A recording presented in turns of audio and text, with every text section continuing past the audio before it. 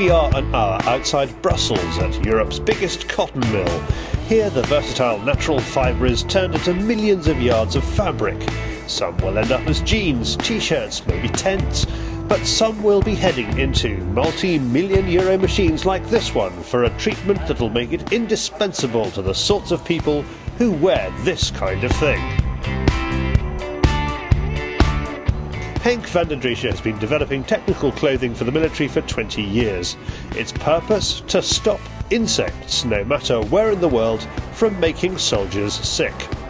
We started in the mid-90s when we were asked by the French army to come up with a solution. They had a lot of soldiers coming back from Chad with malaria, and things started there when we started to finish camouflage fabrics for the French army with purely permethrin at the time. And we've come a long way since then. We've learned a lot. Scientists, technicians, the military and many millions of euros have all got the fabric to the point that it's now worn by hundreds of thousands of soldiers across Europe, including the German army. We've been approved again by the German military as being the only product which is safe to wear.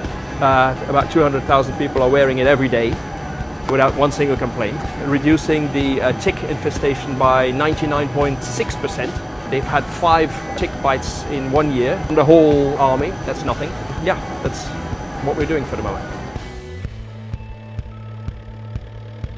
So if it's good enough for the military, it must be good enough for those just as likely to be exposed to ticks and mosquitoes like rangers, forestry workers and of course hunters. This is why we're here, because the clothing company Rovince has taken the technology and designed and developed clothing to protect people working and playing in the countryside. The main thing why we use the Utexbel fabric is they guarantee us the quality looking at human health and the balance between human health and the bioactivity on ticks. So it works in practice under different professional circumstances, but besides it is harmless for nature and also for humans. And that's an important topic for us for choosing the supplier who licenses the humane fabric for our total production.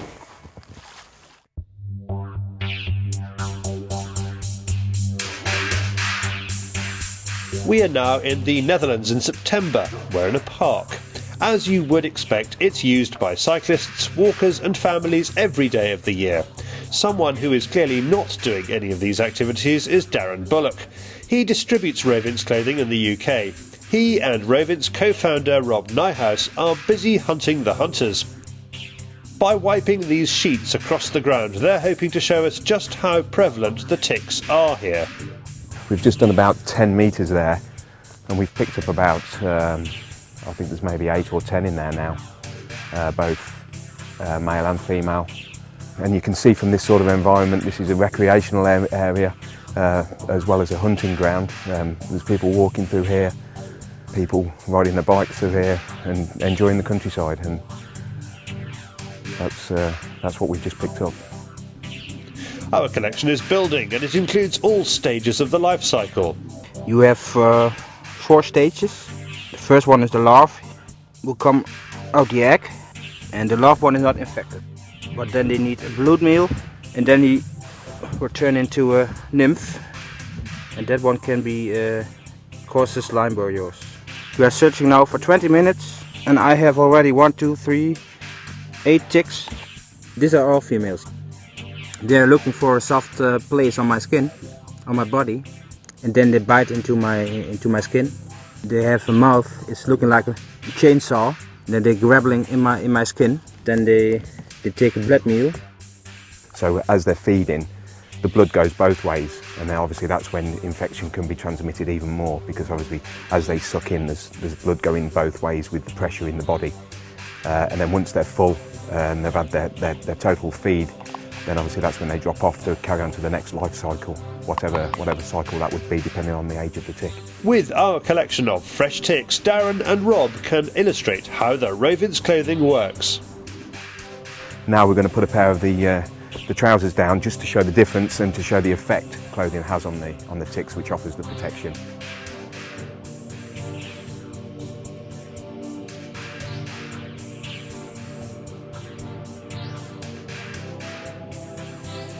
As soon as the tick touches the fabric, it gets the reaction from the permethrin. It's important to say at this point that it doesn't just get the hot feet effect, it affects the nervous system of the tick, and as soon as it hits the fabric, the nervous system shuts down and it disables its tools to bite you with. So in effect, as soon as it touches the fabric, it can't bite. Even if it gets onto the skin after it's been on the clothing, its weapons are shut down and it cannot bite. That's what makes it so effective. In fact, tests have proven it to be 98% effective.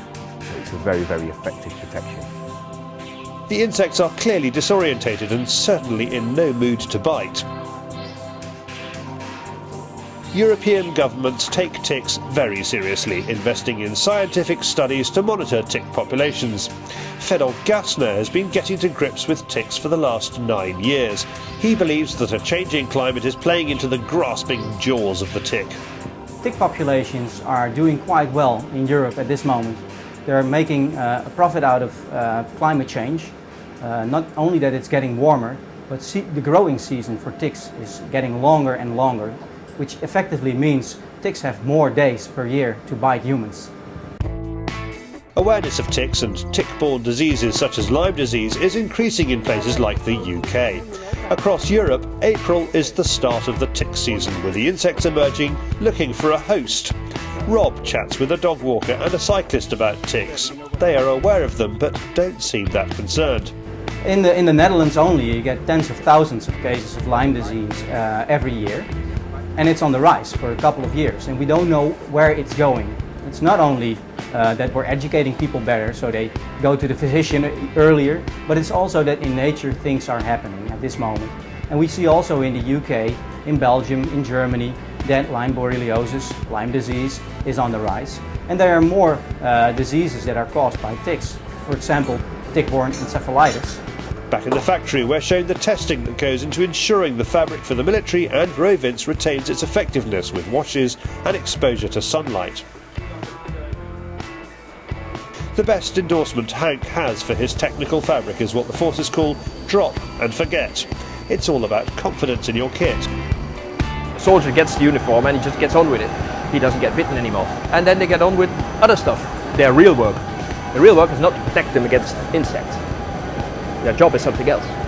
It's this conviction that convinced Vincent and Rob that this was the fabric to use in their hunting and work clothing. It's also personal. A few years ago, Vincent contracted Lyme disease. This has been the driving force behind the company.